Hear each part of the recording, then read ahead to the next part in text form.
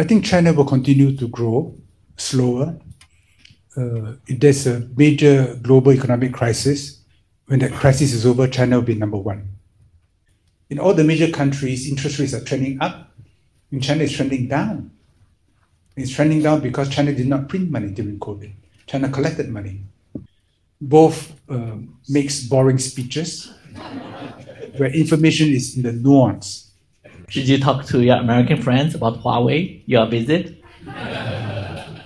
You know, when I was asked to be the advisor in Singapore, I hesitated because the Americans were going after them and the Singapore government was wavering. And I did not want to cause inconvenience to myself. 喺睇片之前，大家記得分享、讚好同訂閱灼見名家，最緊要撳埋呢個鐘仔，咁你就唔會錯過我哋嘅最新影片。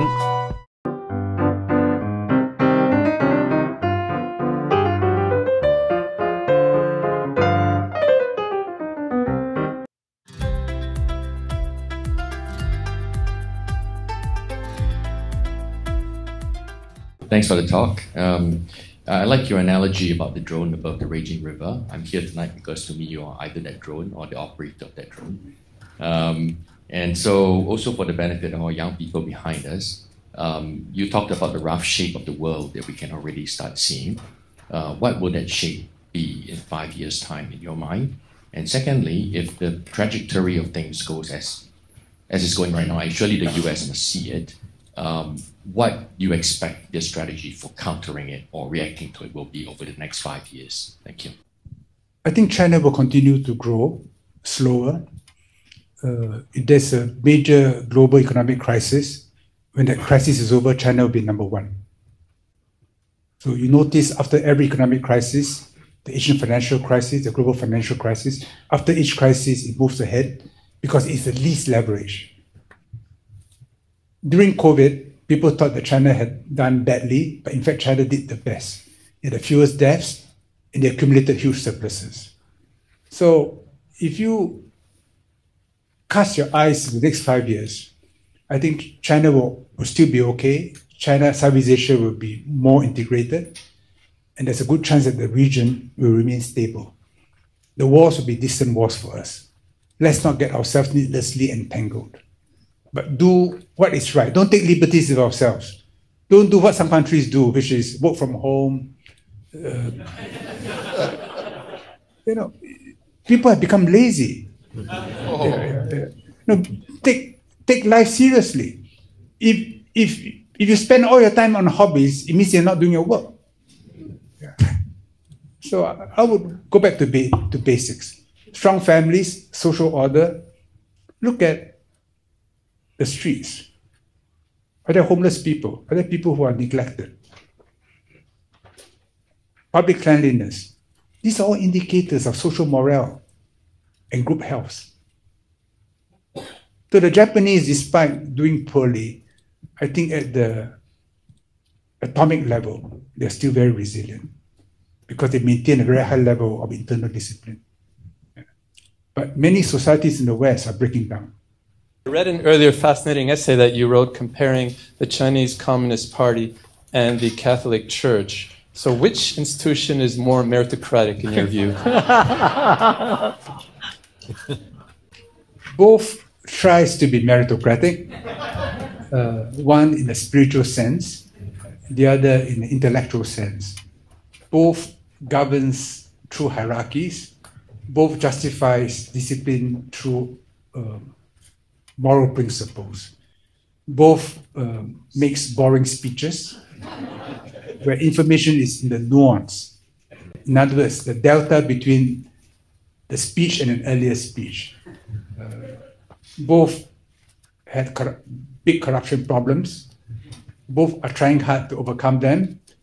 Both have succeeded to a point. Both face long-term challenges. Both are fallen, both are human. You know China so well. You recently visited China. Do you see lack of confidence among elites could be a problem? They're all worried. Xi Jinping has has kept a very tight leash, pursued corruption. So business people are worried real estate is down. So the mood is not buoyant. Unemployment is a problem in many cities. But China has a lot of fiscal and monetary flexibility because of the surpluses it has accumulated. In all the major countries, interest rates are trending up. In China, it's trending down. It's trending down because China did not print money during COVID. China collected money. Now, many people believe the economic globalization we have been very familiar with over the past 4 decades come to an end. So what's the new form start to emerge? Because today it's a live stream. I think a lot of people, even into the business world, business people will listen to your remark. Could you tell us, give some indication that what will look like and in the next phase of globalization, if we call that that way? In times like this, practice races ahead of theory.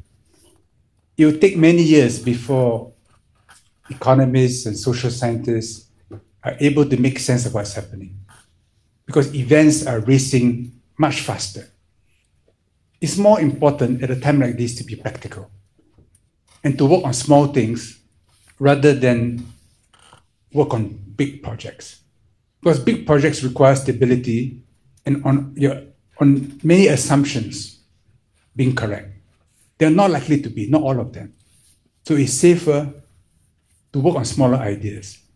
If you're in an earthquake zone, don't build tall buildings. Build smaller buildings. Build buildings which can flex. And even if some parts collapse, you can link them up, like in the souk, you know, kind of a flexible arrangement. I think into the world we are entering, where there are all kinds of earthquakes, which are hard to predict, it is safer to work on smaller ideas. And as individuals, as families, as businesses, always assume that there'll be earthquakes. And avoid excessive risk. Do small things, link up, try. Open up possibilities rather than lock yourself into single channels. Yeah. That to me is a much better strategy, because no one knows. Does Xi Jinping know what China will be in 20 years' time? Well, he has some sense, but it depends on where China is moving organically. Does Biden know or Trump know what the US will be in 20 years' time? They do not know. We do not know.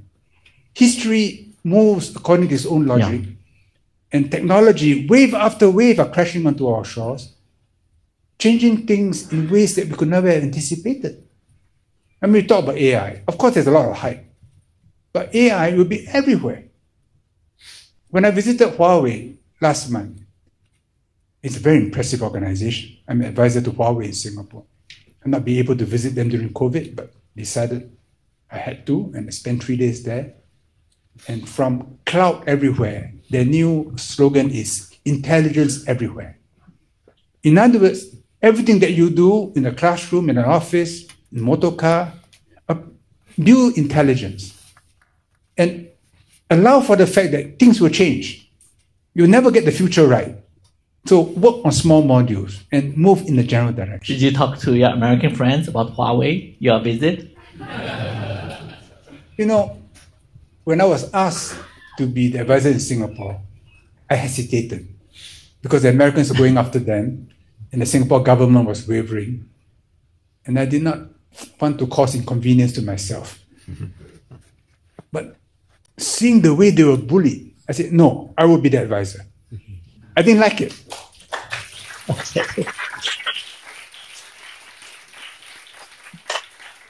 Because I felt it was unfair and unjust. Okay. And having met them, they're very spirited people. And under pressure, they responded. I did not know that every year, every of the 200,000 employees of Huawei have to do a test on transparency and security. They offer a network to companies, to individuals. So they owe it to the company and the individual that they must be secure in this network. Yeah. And the only way to be secure is you must know how the networks you and how your data is used. So they have an entire floor where companies which join the network understand the entire system, the software codes. And every year they have to they have to take a test that they understand the principles. So I thought, I never read about this in the media. They paint Huawei as some evil organization wanting to spy on everybody. My belief is this. The Five Eyes have an amazing surveillance network.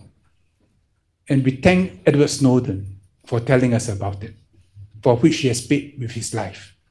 Now he has to live in the Soviet Union, in Russia. They were able to get into everyone's pocket, into everyone's computer. Every click that you make on a computer, they're able to retrieve if they want to. This gives them enormous power. And suddenly, if Huawei come along, oh, I can't search this pocket. I can't open this door. I can't access this drawer. So they wanted to kill Huawei. And the result is the Western countries have shaped policies driven by intelligence considerations. The result is they have hobbled themselves. They're denying themselves bandwidth. The average Chinese today has much more bandwidth than the average American or European because of the policy of Huawei. So yes, the intelligence people will have an easier time. But everybody else pays the price. And it's not good for them. 中意名家分析，記得俾 like 同埋分享，支持同訂閱卓見名家，最緊要撳埋呢個鐘仔，咁就唔會錯過我哋嘅新片。